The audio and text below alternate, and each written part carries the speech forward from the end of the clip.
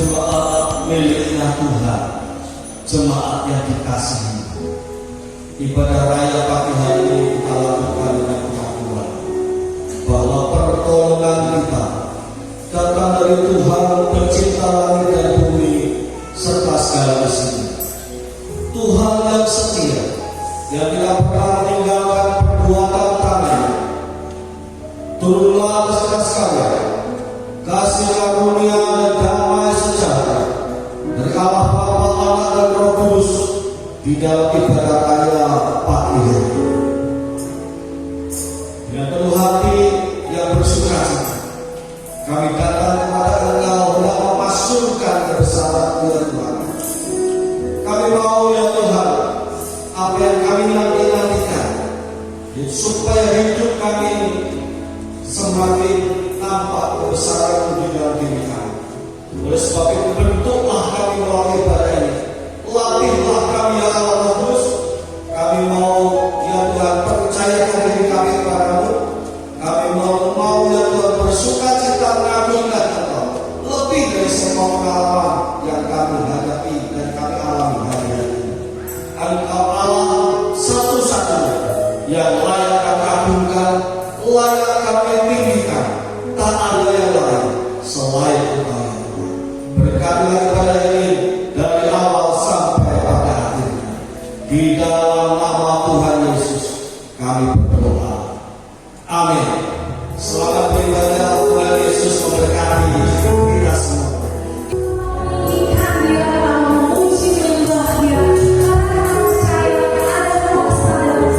Puji-pujian dan menyembah kita. Kami mau memuji-Mu Tuhan, sebab Engkau kuasa dalam puji-pujian kami. Haleluya, haleluya, haleluya.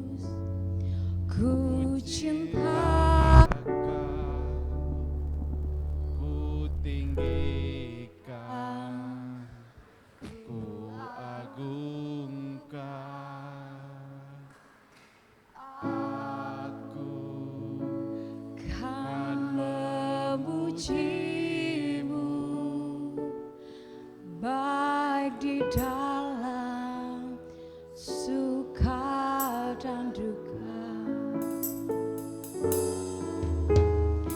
Yesus, ku cinta Kau, ku tinggikan, ku agungkan.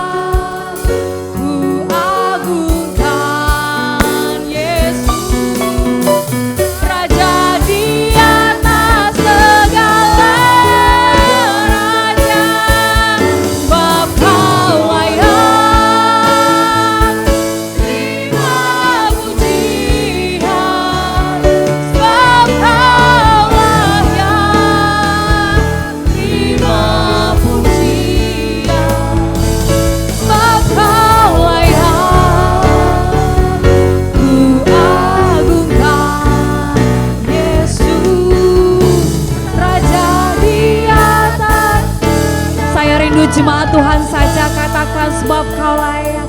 Sebab terima pujian, sebab Kau layak. Terima pujian, sebab Kau layak. Ku agungkan Yesus, Raja di atas segala. sekali lagi jemaat Tuhan dengan lembut katakan sebab Kau layak. Terima pujian. haleluya, sebab Kau yang layak Tuhan.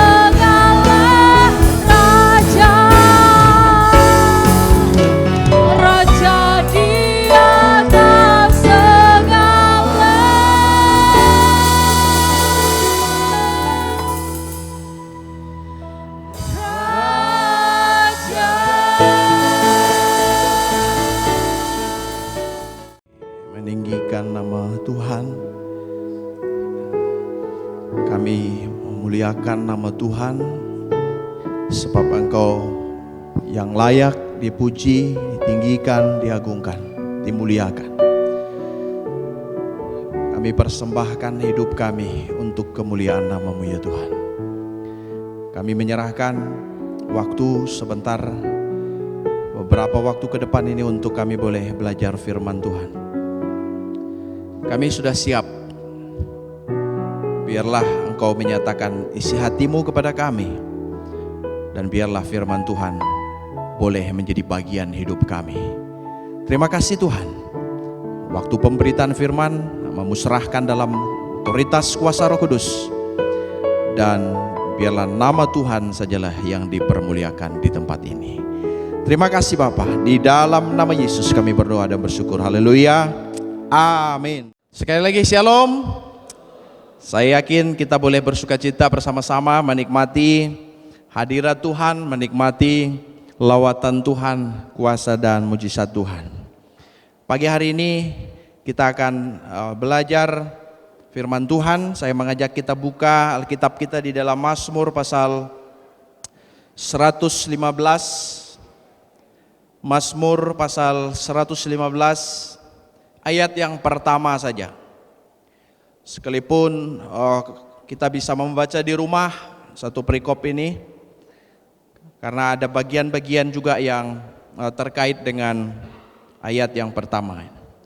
Mari kita baca di dalam Mazmur pasal 115 ayat yang pertama. Di slide juga ada ya. 1, 2, 3. Bukan kepada kami ya Tuhan, bukan kepada kami, tetapi kepada nama-Mu lah beri kemuliaan, oleh karena kasih-Mu, oleh karena setia-Mu. Nah, kalau dalam terjemahan baru yang kedua itu ditambahkan di sini ya, perbedaannya hendaknya diberikan kemuliaan karena kasih-Mu, karena kesetiaan-Mu. Bapak Ibu yang dikasihi oleh Tuhan, tema bulan kita itu adalah bulan ini temanya Tuhan bersemayam di atas puji-pujian jemaat ya.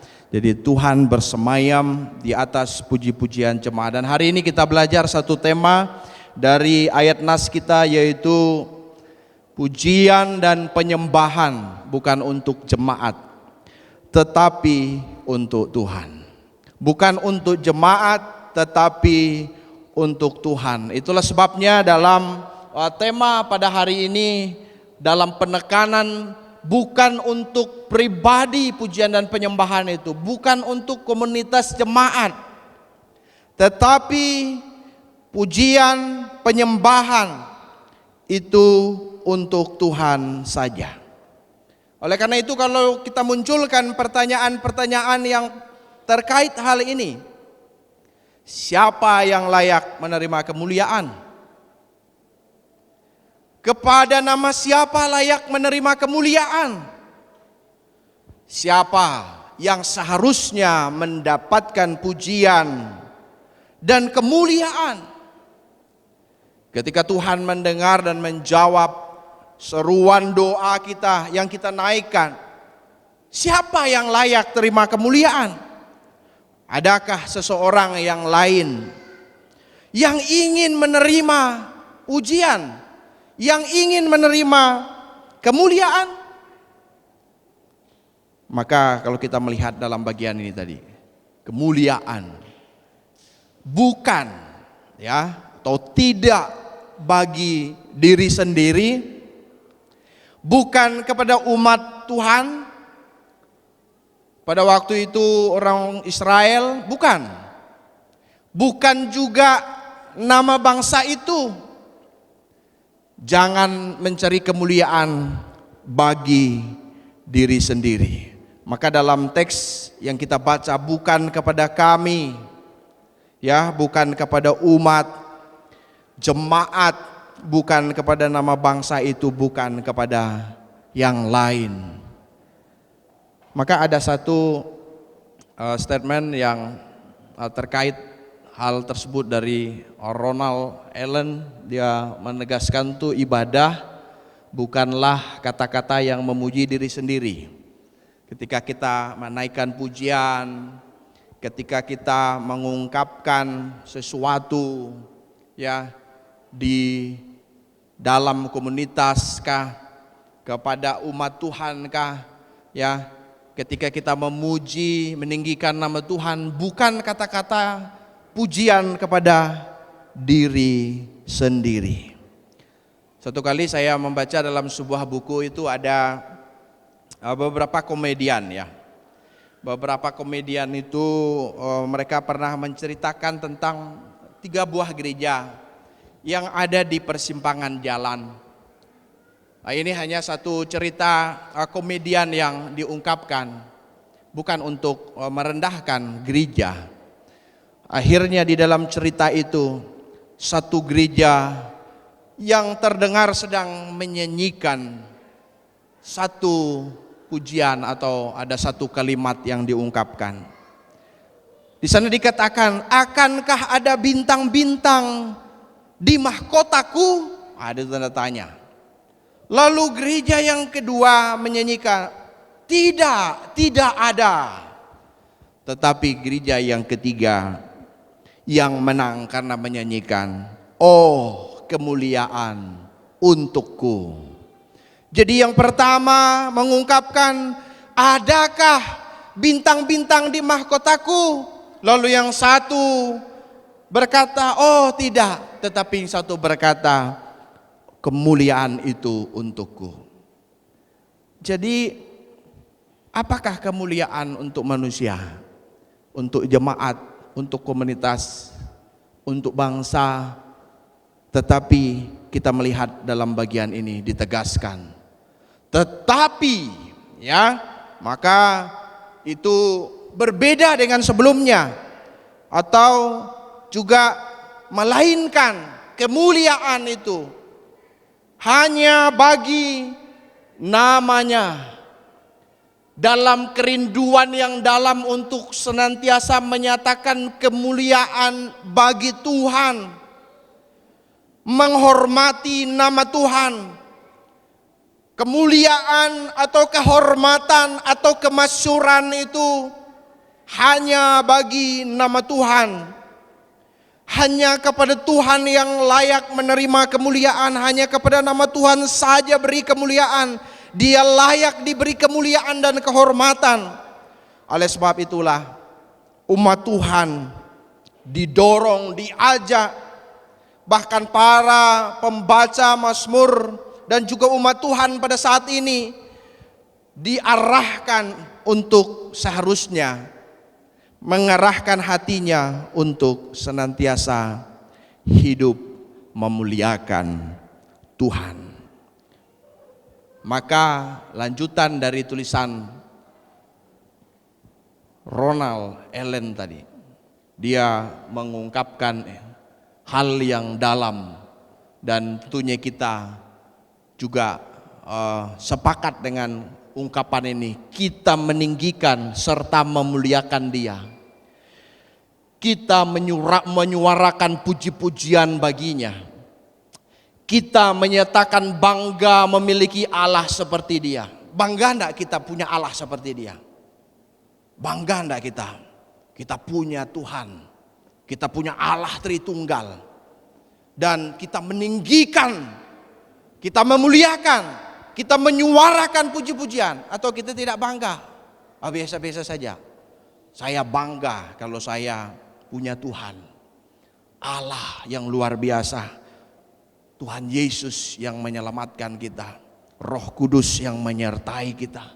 Lalu dikatakan di sana, kita mengakui kebesaran Tuhan ketika kita bersama-sama berdoa, ketika kita memberi persembahan kepadanya dengan sukacita, kita mengakui kebesarannya.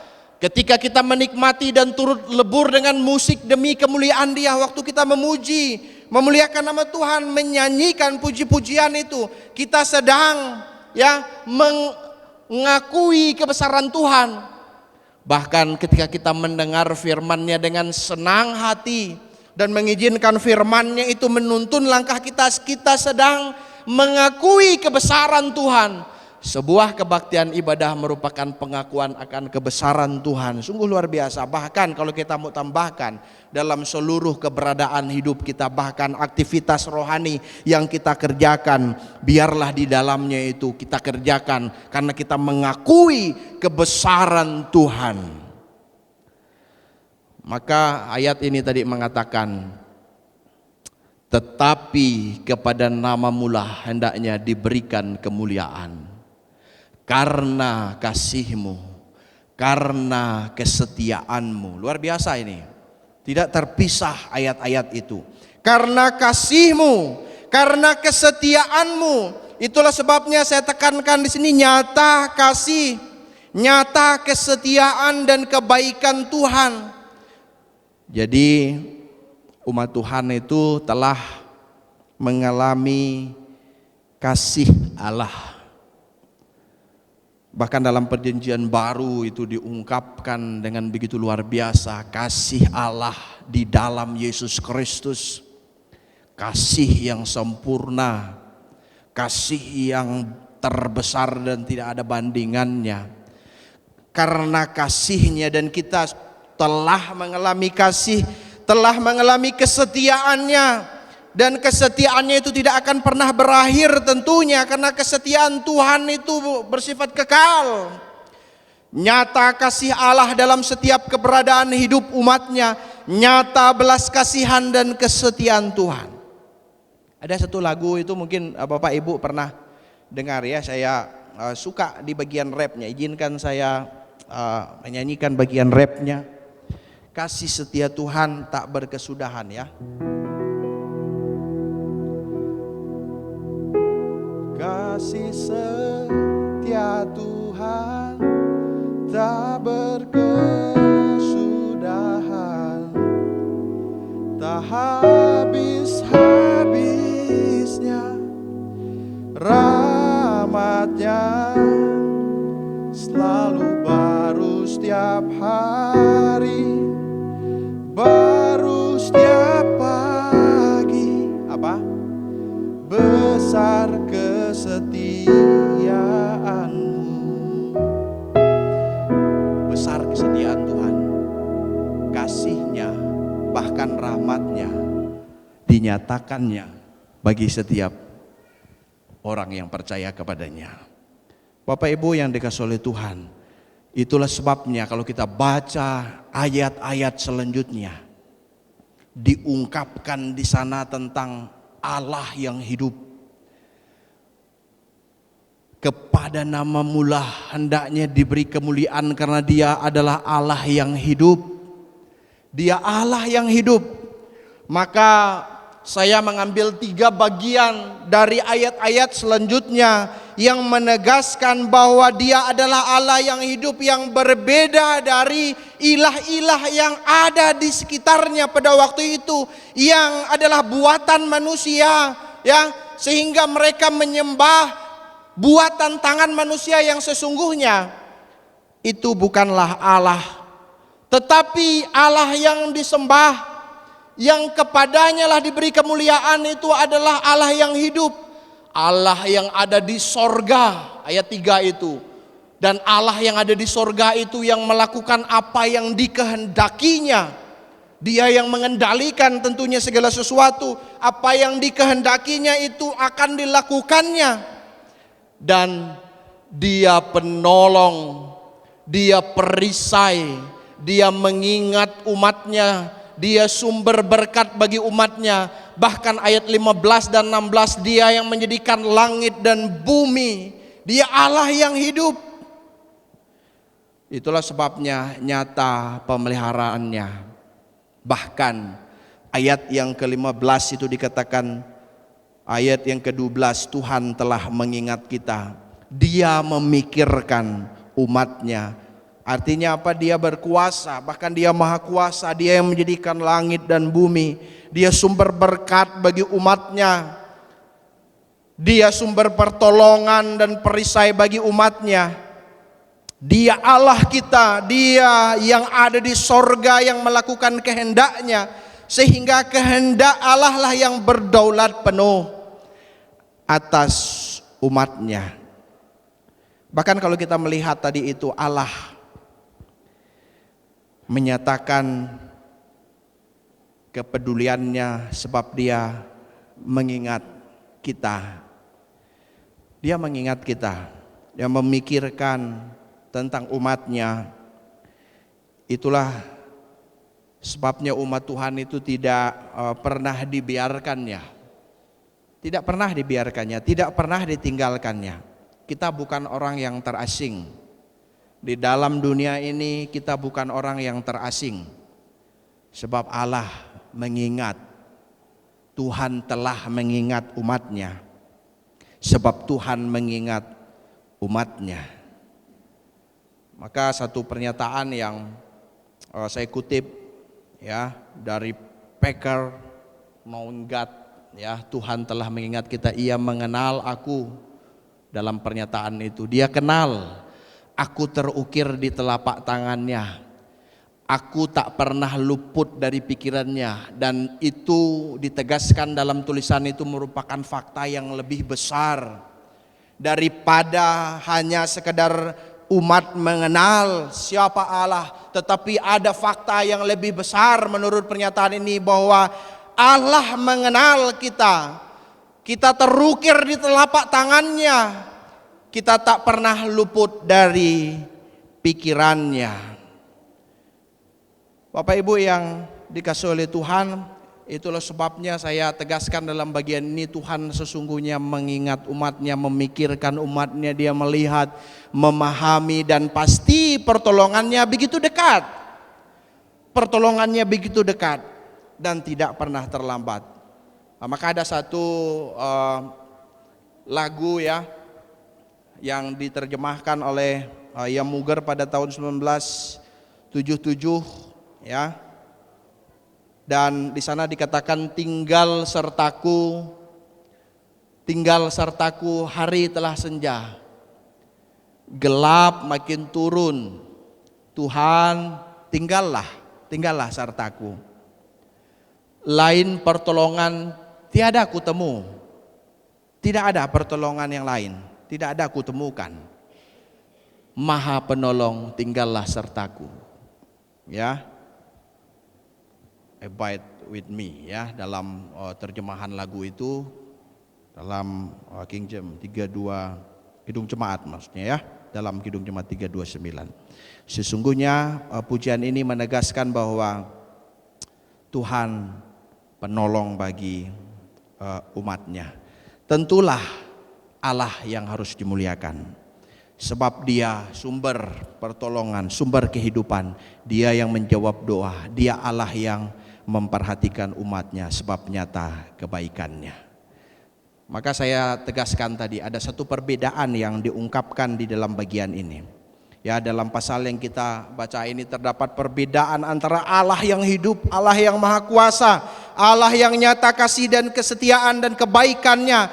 Sungguhnya memiliki perbedaan, ya, yang sebenarnya tidak bisa dibandingkan dengan berhala-berhala yang mati, dikatakan di sana, yang dibuat oleh tangan manusia tetapi tidak bisa berbuat apa-apa, ya. Terdapat orang yang menyembah berhala, pada Mazmur ini ditulis, ya, yang dibuat oleh tangan manusia. Ada patung-patung dari kayu, ada patung-patung juga dari logam, batu, dan berhala dalam bagian ini ditegaskan mati. Ya, maka ayat 4 dikatakan berhala-berhala mereka adalah perak dan emas, buatan tangan manusia, buatan tangan manusia. Ayat 5, mempunyai mulut tetapi tidak dapat berkata-kata, mempunyai mata tetapi tidak dapat melihat, mempunyai telinga tetapi tidak dapat mendengar. Ayat 6, mempunyai hidung tetapi tidak dapat mencium. Ayat 7, mempunyai tangan tetapi tidak dapat meraba-raba, mempunyai kaki tetapi tidak dapat berjalan, dan tidak dapat memberi suara dengan kerongkongannya. Maka perbandingannya begitu jauh, bahkan tidak bisa dibandingkan. Umat Tuhan yang memberi kemuliaan kepada Allah yang hidup, dengan berhala-berhala yang mati pada waktu itu, yang sesungguhnya tidak bisa berbuat apa-apa. Maka ayat 8, seperti itulah jadinya orang-orang yang membuatnya dan semua orang yang percaya kepadanya. Nah, kita bersyukur kalau kita menyembah Allah yang hidup. Amin. Kita punya Allah yang hidup, Allah yang mengingat umatnya, Allah yang peduli kepada umatnya. Kita bukan orang yang terasing, sebab nyata pemeliharaan Tuhan dalam kehidupan kita. Ada satu tulisan ya, seorang yang berkorban karena imannya kepada Tuhan. Dia dipenjara di Kuba selama 22 tahun. Ini adalah salah satu bagian dari pengorbanan, kisah-kisah pengorbanan sehari-hari orang percaya, mereka yang mengorbankan segalanya demi Kristus. Dan tulisan itu dikatakan di sana, meskipun ingatanku penuh dengan hal-hal yang menyakitkan. Ada hal-hal yang menyakitkan yang dialami. Tetapi dikatakan di sana, hidupku ya berlimpah dengan kebahagiaan. Tetap bahagia sekalipun ada hal yang menyakitkan. Aku menyanyi, aku tertawa, aku merayakan kemenangan karena aku tahu bahwa Allah berkuasa. Dan yang paling indah, Allahku berkuasa atasku. Jadi sekalipun ada situasi, kondisi yang menyakitkan, itulah realita hidup. Bahkan karena imannya, dia mengalami hal-hal yang buruk, namun dia tetap menyanyi, merayakan kemenangan itu. Tadi lagu yang terakhir menegaskan itu ya. Saya tidak hafal, tapi tadi ada kata dalam suka, dalam duka. Ya, bagaimana seseorang mau terus menyanyi, memuliakan, mengagungkan nama Tuhan. Oleh karena itu Bapak Ibu, biarlah dalam hidup ini kita boleh menjalaninya, untuk kita boleh mengerahkan hidup kita hanya kepada Tuhan. Maka kesimpulan firman Tuhan pada pagi hari ini, nyata kasih, kesetiaan, kebaikan, dan pemeliharaan Tuhan bagi orang percaya. Dia Allah yang hidup, Dia Allah yang hidup. Nyata kasihnya, nyata kesetiaannya, nyata kebaikannya, nyata pemeliharaannya. Dia Allah yang hidup. Itu sebabnya dalam menjalani kehidupan yang dianugerahkan olehnya, termasuk dalam setiap aktivitas kerohanian, mari berikanlah kemuliaan, penghormatan, dan kemasyuran hanya bagi nama Tuhan, bagi Allah Tritunggal. Pujian dan penyembahan bukan untuk jemaat, tetapi untuk Tuhan. Sebab segala sesuatu adalah dari Dia, oleh Dia, dan kepada Dia, bagi Dialah kemuliaan sampai selama-lamanya. Roma 11 ayat 36. Mari kita renungkan firman Tuhan ini. Mari biarlah dalam setiap kehidupan kita, dalam nafas yang dianugerahkan oleh Allah, dalam kehidupan yang kita jalani, termasuk dalam aktivitas kerohanian, mari berikanlah kemuliaan, berikanlah kehormatan, berikanlah kemasyuran hanya bagi nama Tuhan. Dan biarlah hidup kita yang diberikan oleh Tuhan ini, kita boleh terus bertumbuh untuk semakin hidup memuliakan nama Tuhan. Tuhan memberkati kita semua.